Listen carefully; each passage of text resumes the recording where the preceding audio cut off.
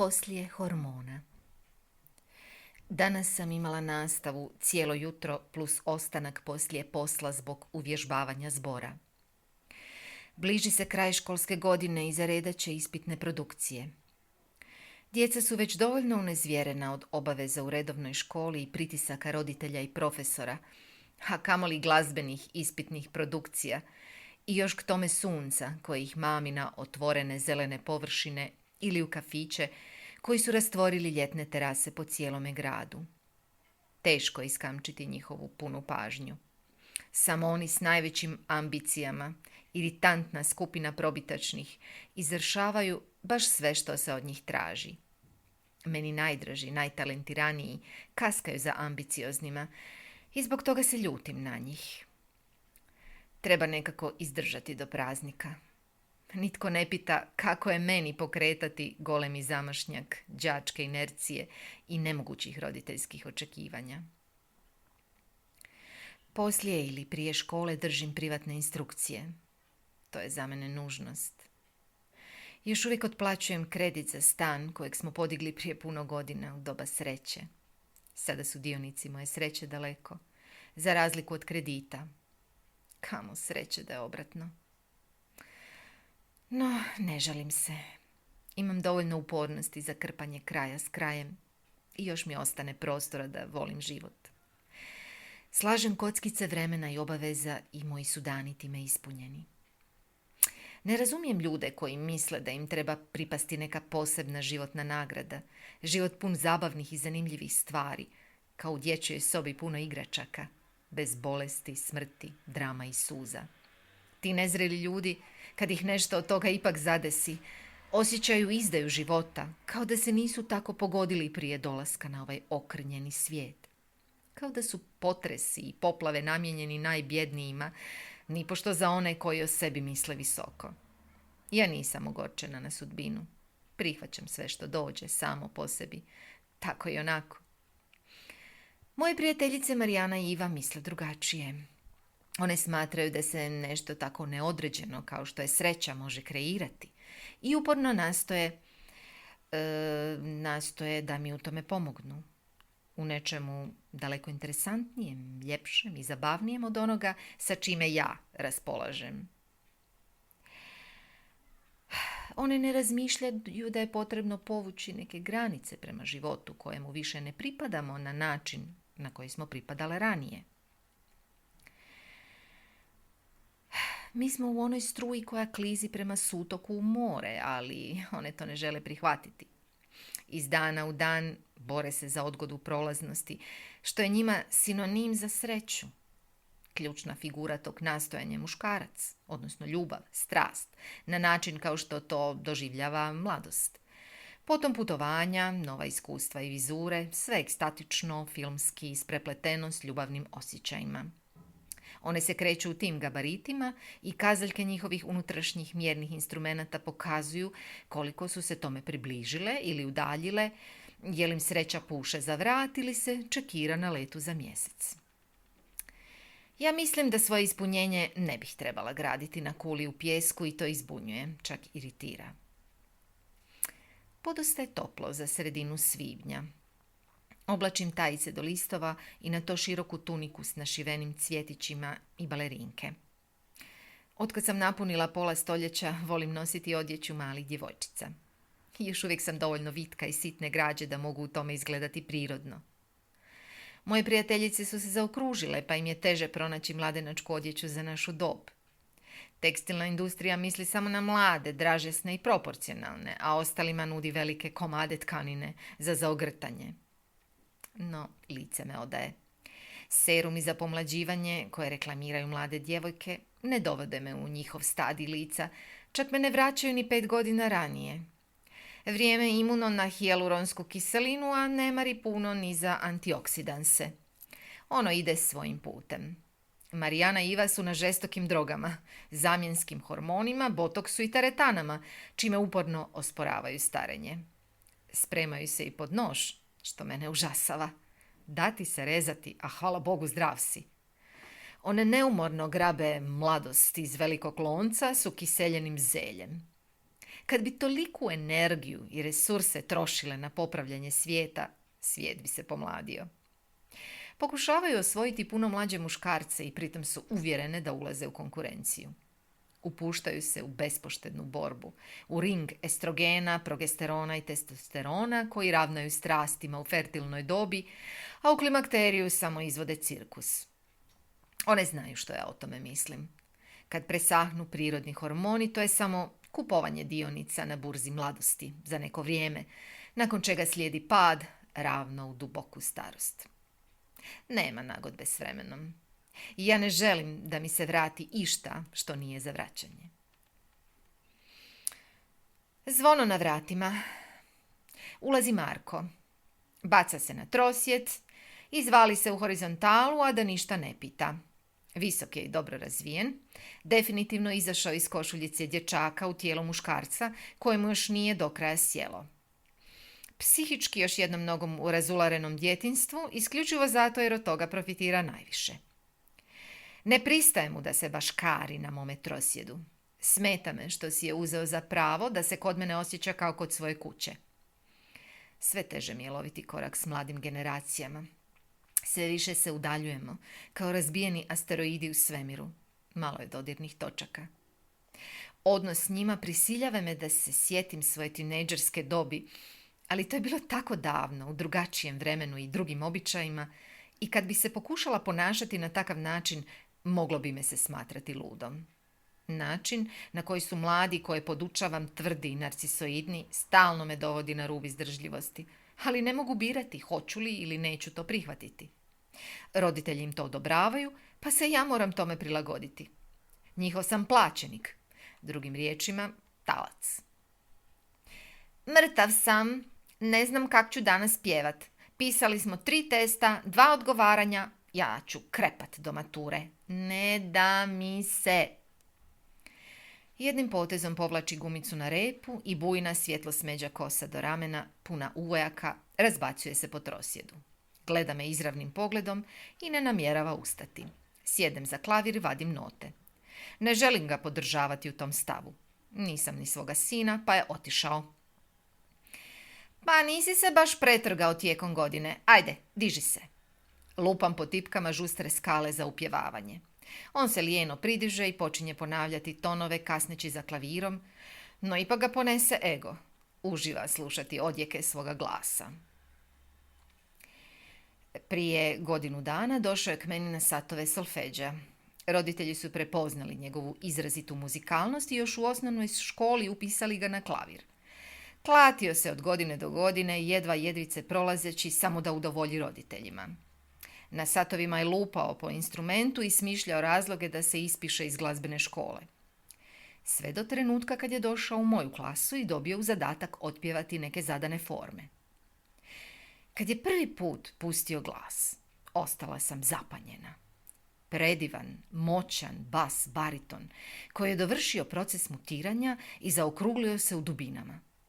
Odmah sam pozvala roditelje i pokušala im objasniti da im sin ima 2 lijeve ruke za instrument, ali potencijal glasa svjetskog ranga. To je dolilo goriva njihovim ambicijama, pa smo zajednički odlučili da ga prebacimo na solo pjevanje i da ga ja pripremim za prijemni ispit na akademiji. Marko je to prihvatio iz svoje uobičajene pozicije inertnosti, ali se dalo vidjeti da mu je na skali vrijednosti ego naglo skočio i da njegove muke s glazbenom školom konačno poprimaju neki smisao. Dobio je tate auto na korištenje, no usprkos tome obavezno zakasni na moj sat barem 10 minuta. I to moram progutati, jer roditelji novčano pokrivaju sve što Marko upropasti. U zvijezdu se isplati ulagati. Idemo sad na Bacha. U trenu se razbuđuje i skače na noge. Impostacija glasa na pravom mjestu, rezoniranje glave kao muzičke kutije, kopfton, sve mu je postavljeno tako prirodno. Gotovo ga ne treba ispravljati. Spojen s dijafragmom, svaki ton dobro podržan, bruji u prsima. Tehniku usvaja bez ikakvih problema, rođen za klasično pjevanje. Postura tijela, visina, držanje, proporcije, sve. Boja glasa tamna, gusta kao esencijalno ulje, s prizvukom tuge i drame. Svaki njegov ton vibrira mi u predjelu pupka gdje smo spojeni s početkom, s dolaskom na ovaj svijet, kao odjek dalekog praiskona. No dok pjeva, moje lice ravnodušno. Pohvale ga toliko uzdižu da nije sposoban pružiti više. Otkad ga spremam za akademiju, ponaša se kao da smo postali tajni ortaci u nekom poslu vrijednom puste milijune. Brijem da ću ja njih tamo na prijemnom totalno rasturit. Marko, ne pričaj gluposti, nisi još toliko dobar. Ajde, otvaraj usta. Hoću da ti ton prolazi kroz meko nepce i izlazi na vrh nosa. Mora biti nazalan, rezonirati u glavi. Radimo punih sat vremena bez stanke. Čak i on zaboravlja na vrijeme. Jeste čuli moj vibrato? Prejako. Molim te malo tiše. Nemoj mi dozvati policiju na vrata. Nakon upjevavanja glas mu je toliko moćan da ga moram utišavati zbog susjeda koji nisu naročito oduševljeni zvucima mojih svakodnevnih instrukcija. Ne pokazuje nimalo zahvalnosti što sam ga otkrila i probudila, ali ja to i ne očekujem. Roditelji su mi unaprijed sve platili, čak i nešto više nego što su trebali. Gotovi smo za danas. Za sljedeći put pročitaj note do kraja pa ćemo nastaviti. Možeš ići. Marko se iznova baca na trosjet i grabi kekse sa stolića. Očekujem Marijanu i Ivu na kavi kod mene, pa želim da Marko ode, no on se upravo udomaćio. Na vratima zvono. O, draga, jel smetamo? Imaš instrukcije? Ej, bok, ja sam Iva, a ti?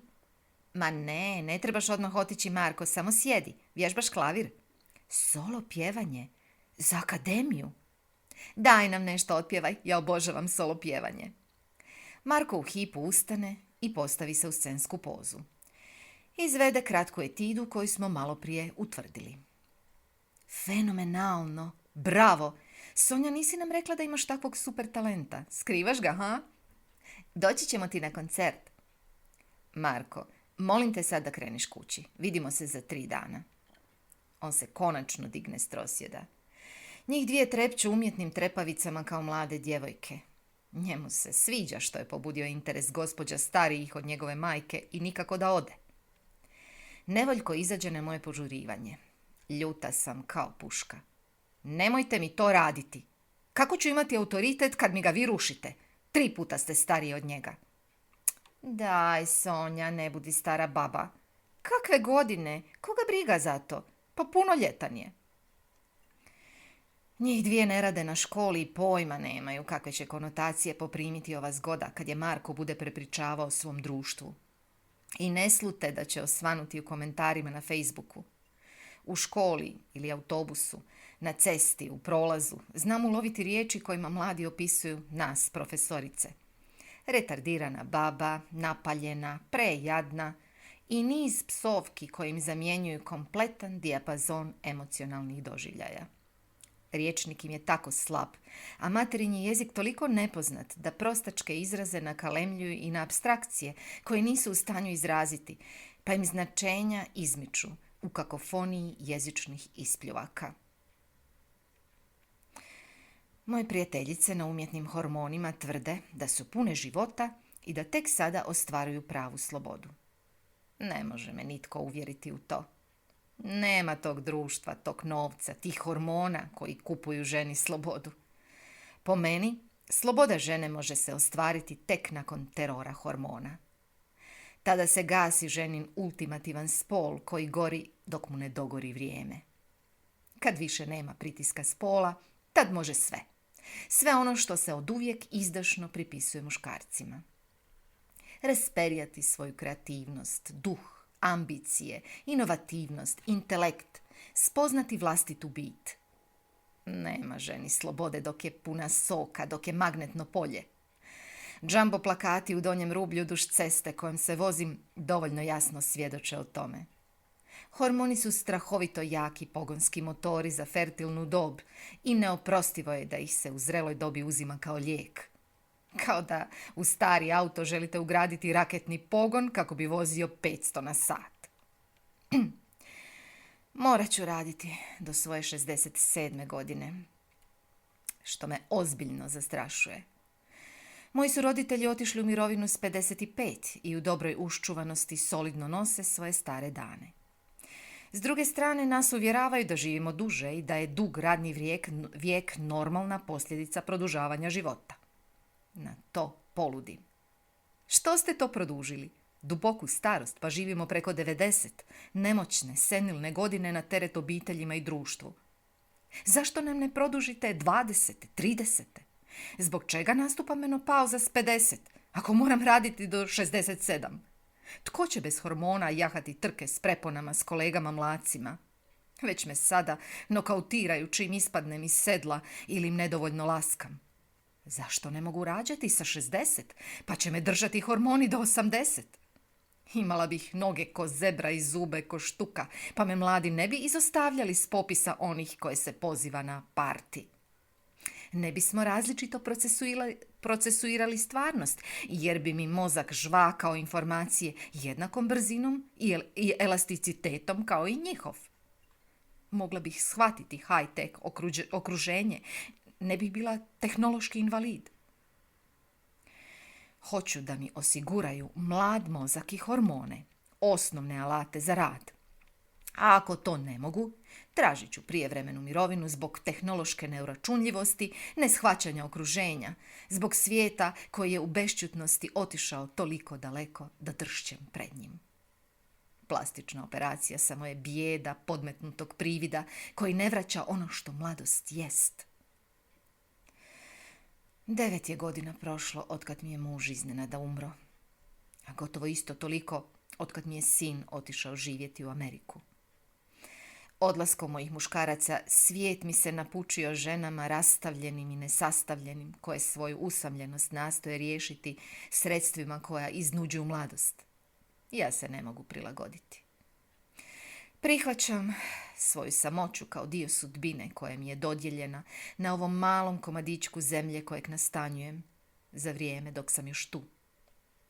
To donosi i trenutke potpune gole bespomoćnosti. Ponekad sam toliko sama, zatvorena u samoj sebi, da se čudim svome ja. Kao da bi se osjećaj ja mogao pojaviti još negdje u svijetu, što bi me moglo učiniti manje usamljenom. Pa gdje si ti nama, Sonječka? Najbolji komad u razredu, kaže mi kolega s faksa kojega ponekad sretnem na stručnim skupovima. To je muškarac koji bi trebao ići uz ženu moje dobi. Izgleda kao starinska drvena bačva za vino. Ostaci kose u nekoliko masnih pramenova skupljaju mu se podno zadriglog nafaldanog vrata kao u pretovljenog purana. Zubi s talogom pola stoljetnog kamenca, bez šestica s obje strane. Brada prosjeda, zarasla kao trava na smetlištu, odjeća iznošena, natopljena znojem, tipičnim mirisom zapuštenog, usamljenog muškarca. Odmičem se i bježim od dobrohotnog kolege. Susrećem tu i tamo muške znance svoje generacije koji su ostali bez žena i majki. Začudo, što su bliži umjetnosti i filozofiji, to više zaudaraju na luk, češnjak, alkohol, duhan, čarape, ćevape i ukiseljeni znoj. Pjesnička boema je osobiti koncentrat zapuštenosti. Mamini sinovi još najbolje mirišu. Pitam se, pa čemu onda služe sve te papagajski neumorne televizijske reklame? Je li smrad zaista nepobjediv prethodnik starosti u procesu nezaustavljivog raspadanja, kojemu ne pomaže ni cijela visoko kapitalizirana industrija higijene? Ili se tako biološki raspada kronična samoća? Gotovo kompulzivno se tuširam i mijenjam odjeću svaki dan, udišem miris svog rublja, ne bih li na sebi otkrila takav miris. Ali ništa ne osjećam.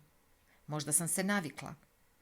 Uopće, nakon godina zajedničkog življenja i stapanja s fiziologijom voljenog čovjeka, ne znam može li se nekoga drugog pustiti u svoj intimni prostor, spojiti svoje dodire, mirise i tekućine s nepoznatima. Mama, pa već je prošlo 100 godina, nađi si nekoga da ne budeš sama. Ja sam daleko, kaže moj sin kad se čujemo, a u njegovim riječima jasno odzvanja želja da me skine sa savjesti.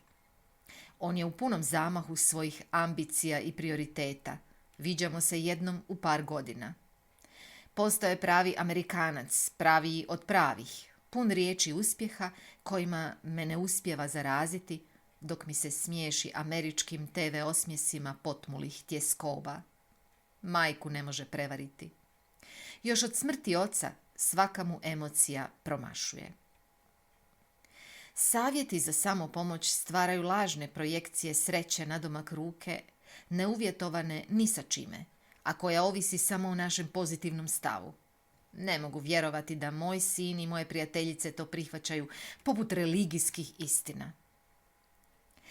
Ne ideš s nama van u subotu? Baš si se zakopala u kuću. Šta ćeš sama doma? Čitat ću. Pa čitaš svaki dan. Zašto se ne bi malo opustila vani u društvu? Tjelesnost užitaka, masovne senzacije, viđenost, traganje za nečim. Nemam više goriva koji bi palio motor na takvu vrstu podražaja. Otići će bez mene i kasnije mi prepričavati dojmove koji su njima hrana za svakodnevni život. One nemaju djece i daju mi do znanja da je meni lako, jer kad imaš djecu, bez obzira jesu li daleko, tvoje se biće naslanja na njihovo postojanje, tvoja misao ima na kome počinuti, a vakuum je strašan. Nisam probala njihov vakuum, ali znam kakav je moj. Marka sam spremila za prijemni koliko sam mogla. Dala sam sve od sebe. Njemu sada treba vodstvo muškog glasa i autoriteta i nadam se da će ga dobiti ako upiše akademiju. Također se nadam da će mu netko skresati ego. Danas je taj dan i od jutra me zvao nekoliko puta. Panično me traži potvrdu da je izvanredan. Nastup pred komisijom ipak nije isto kao nastup u školi. Puno toga je stavio na kocku. Nema ni jednu drugu opciju za studiranje i ako se ne upiše, ostaće doma i nositi se s porazom do novog pokušaja. Čini mi se da bi to čak bila dobra ideja za sazrijevanje, no nisam ja ta koja odlučuje. Svojim histeričnim javljanjima siše mi svu energiju za taj dan. No, boja njegovoga glasa ima opojnu moć i moja tuga propada u gusto eterično ulje, pred čime banalije koje blebeće gube svaku važnost. Čak i bez ikakvog značenja, njegov glas sadrži esenciju čiste ljepote i zbog toga dopuštam da me cijedi do kore. Ovo čekanje me ubija, da ste bar ovdje sa mnom. Smiri se, diši duboko. Pazi na dijafragmu i spoji se na prsa. Ne zaboravi kopfton, ma sve znaš. Imam šlajm, neće biti dobro. Zašto niste išli sa mnom? Trebali ste. Iskašlji se, ma bit će super.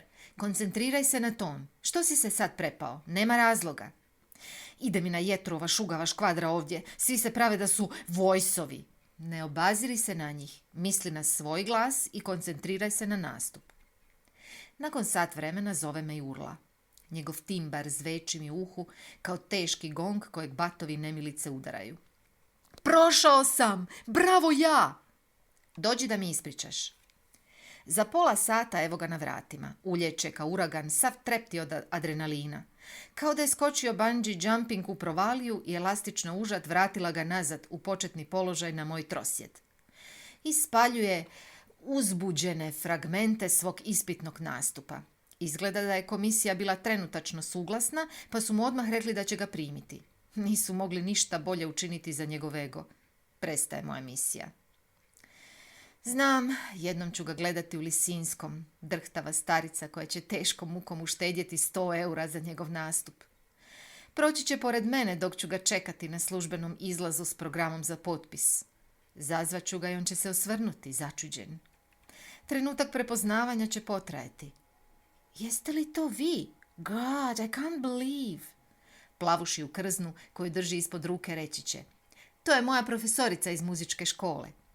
Pružit će mi ruku i reći, drago mi je da ste došli na moj koncert. Zdravlje vas dobro služi. Ja ću se još malo više stisnuti i uvući vrat poput stare kornjače. On će potom sjesti u taksi i odvesti se na aerodrom pravo za New York, gdje ga čeka nastup u Metropolitanu. Kasnije, Kad budem sinu davala naputke kako će me ukopati, tražit ću ga da na ispraćaju puste Markov dramatičan solo u Stabat Mater. Nek zaplače kad je nešto istinsko ili se smije kad je to od srca. Tako se postiže duševno zdravlje. Jako mi je drago za tebe. Eto, vidiš da si uspio bez problema i oduševio komisiju. Bravo ja, koji sam ja genije. Jesam to dobro isfurao, šta velite? Savršeno. Tako mi je dobro radila dijafragma. Rukao sam tonove, ludilo. Molim te malo tiše. Kad imamo sljedeći sat? Sljedeći sat, misliš ti i ja? Gotovo je s našim instrukcijama. Ma ne, nastavljamo drugi tjedan. Ne nastavljamo. Upisao si akademiju. Dobit ćeš novog mentora. Vi mene zafrkavate. Što bi te zafrkavala? Moj zadatak je završen. Osim toga, na višem stupnju bolje da imaš muškog mentora za glas. I mi se više nećemo viđat. Doći ću ti na ispitne produkcije ako me pozoveš. Nećemo više vježbat skupa. Sjednem do njega i gledam ga u oči. On se okameni. Ti si sada svoj čovjek, budući umjetnik. Tek sad počinješ pravo raditi na sebi. Ne mislim samo na glas. Moraš izgraditi svoj karakter. Gotovo je s dječačkim forama. Sada si zreo muškarac na pragu velikih promjena u svom životu. Gleda me kao da me vidi prvi put u životu. Njegov pogled pokušava prijeći preko praga mojih zjenica i vidjeti što je ispod, u dubini moga bića. Ne želite više slušat moj glas? Kakvo je to pitanje? Naravno da želim. Jesam ja vama naporan? Nisi mi naporan. Onda zašto više nećete instrukcije? Rekla sam ti da sam ja učinila svoje. Pa možemo i dalje vježbat. What's the problem? Ja ne želim. Ne želite? Šta je vama? Dosta mi je, nemoj se ljutiti. U trenutku, kad ustajem s trosjeda, refleksima mladog geparda zgrabi me i čvrsto stisne šakama. Ne vjerujem da mu je u tim trenucima radilo racionalno razmišljanje. Sruši me na trosjed i nalegne svojim velikim tijelom na mene. Njegove se ruke umnažaju, snažno me stežu, trgaju moj oklop. Strahovito je jak. Zaboravila sam što muškarac može. Od iznenadnog šoka u prvi tren otkažu mi ruke i noge. Onemoćam kao krpena lutka izbijenog daha. 37 godina je jači od mene. U sljedećim trenucima borim se s njim na život i smrt. Uspijevam ga koljenom udariti i iskočiti iz klinča. Urlam! Iz brazdi mojih noktiju na njegovom licu curi krv. Ožiljci će mu sigurno ostati kao cijena inicijacije u svijet odraslih. Drhti kao prut na vjetru. Ponovo dječak, posramljen. Otvaram širom vrata. Jeca isprike, a lice mu teku suze koje se miješaju s krvlju. Svjestan da kroz moja vrata izlazi kao zadnji ološ i da si ih je zalupio zauvijek. I da frendovi s fejsa nisu baš najbolji savjetnici. Sjednem. Sva se tresem od šoka. Navlačim strgnutu odjeću kao slomljena leptirova krila. Ranjena sam i gdje god se taknem, boli. Toliko sam krhka i lomna da ću se sasuti u prah. Sama, da više i ne čujem svoje ja. Nema nikoga tko bi mi rekao da će sve to proći i da me moje gnijezdo čeka. Ženina sloboda je samo san u zasjedi muških hormona. Odjednom iz mene provali. Dugi, teški jecaji zaostali u meni još od sprovoda, zaglavljeni u prošlosti. Bol što me moj muškarac napustio u trenutku, bijes ostavljenosti na milost i nemilost životnim situacijama, očaj nepovratnosti, vrijeme što proždire i žudnja. Teška, zatomljena, 9-godišnja žudnja za čitavim njegovim bićem, zagrljajima koji nisu prošli, koji nikada neće proći. Dodiri koji se tako živo sjećam da me paraju od vrha do dna. I osjećaj razorne sreće što je tako. Sreće koju mi nitko i ništa ne može osporiti sve do kraja mojih dana ili dok ja budem htjela da je tome